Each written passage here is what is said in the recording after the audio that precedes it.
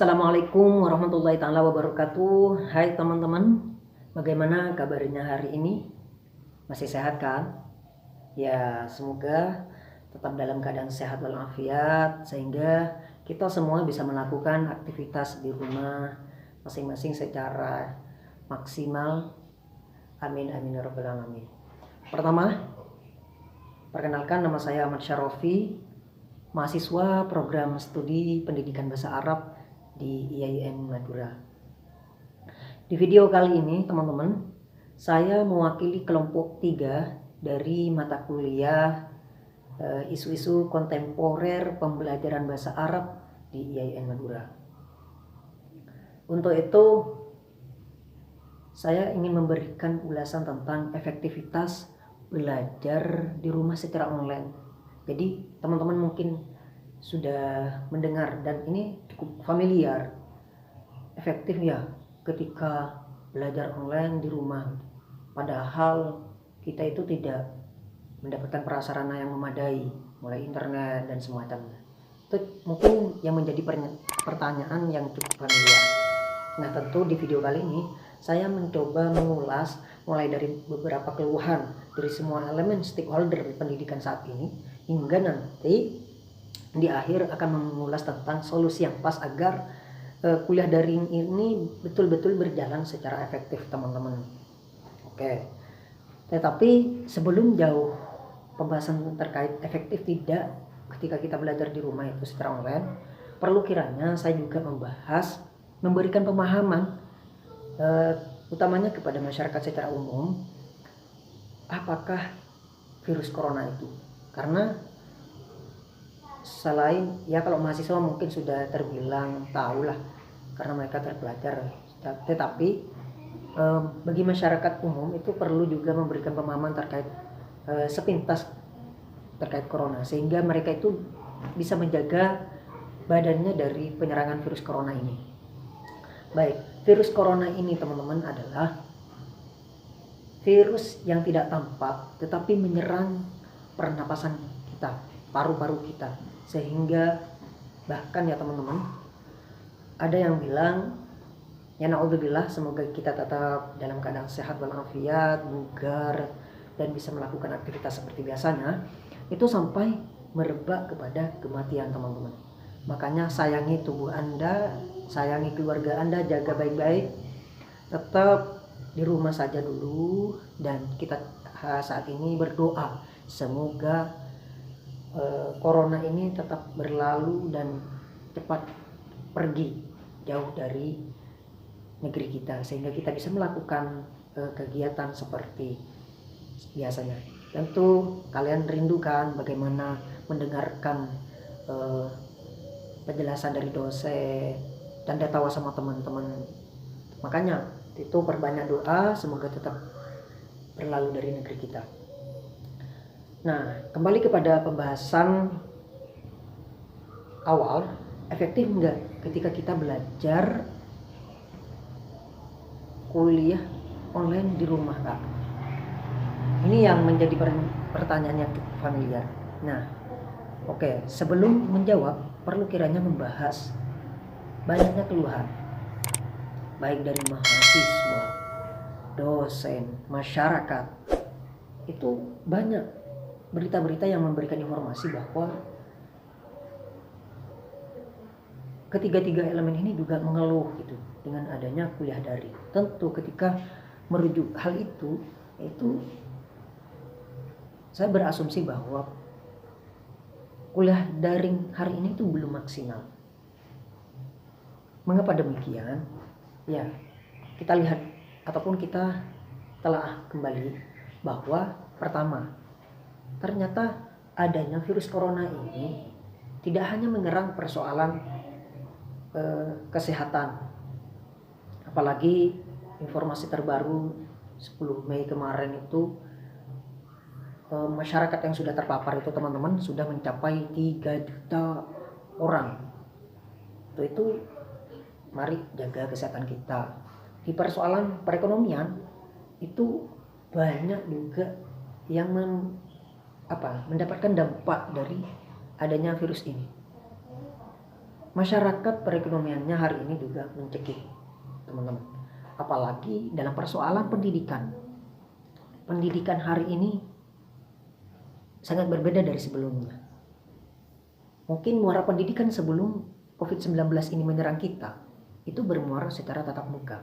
Tetapi ketika sudah virus corona ini menyerang kepada kita, muara pendidikan kita beralih dari sebelumnya, yakni tatap muka pindah kepada kuliah daring ataupun online. Hal itu diperkuat dengan surat penugasan langsung dari Kemendikbud untuk menyuruh lembaga pendidikan di berbagai daerah itu melakukan secara online.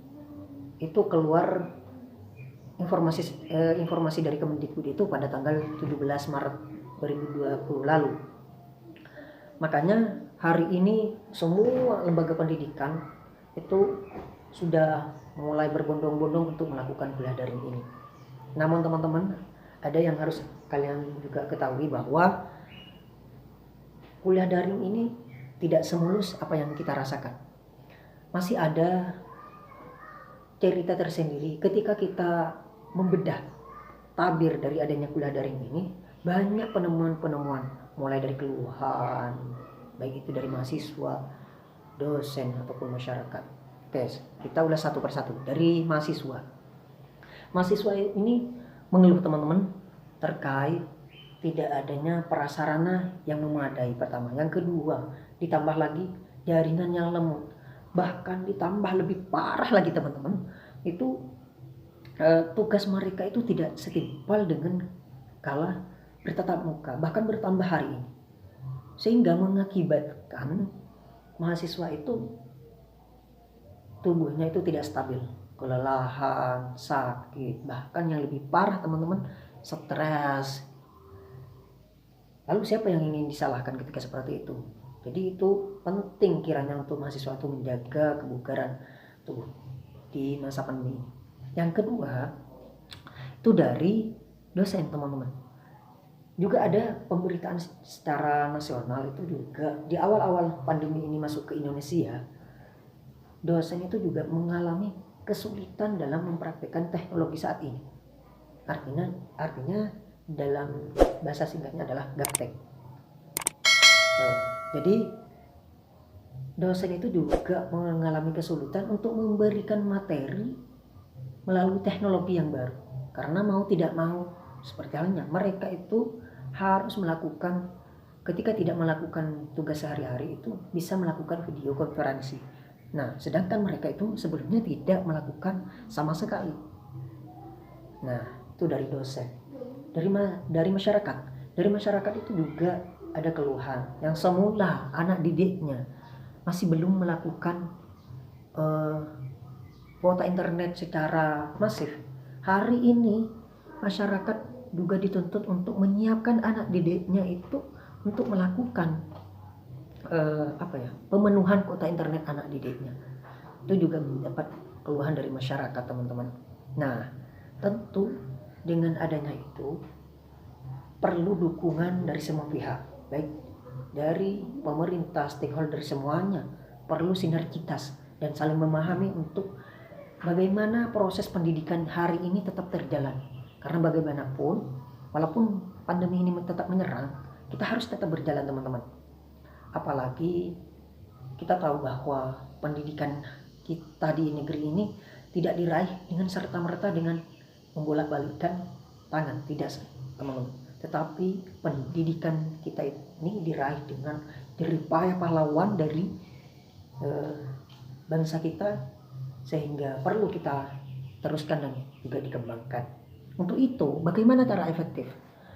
Yakni yang pertama, dari dosen. Dosen itu harus juga saling memahami dalam memberikan tugas kepada mahasiswa. Artinya memberikan keringanan. Layak enggak ketika tugas ini diberikan? Mampu tidak mahasiswa ketika diberikan tugas seperti ini? Itu yang perlu diperhatikan oleh dosen.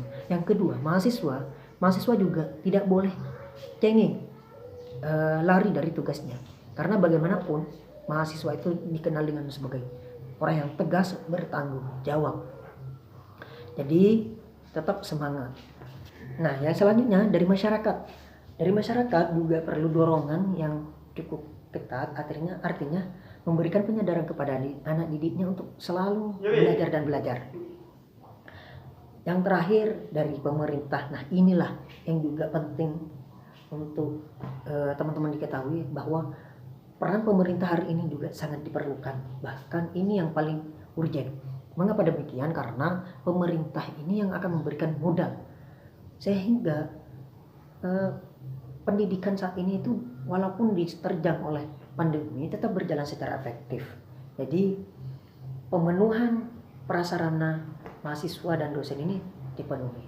Untuk itu perlu adanya penyadaran dari pemerintah untuk memberikan subsidi ataupun prasarana dalam dunia pendidikan.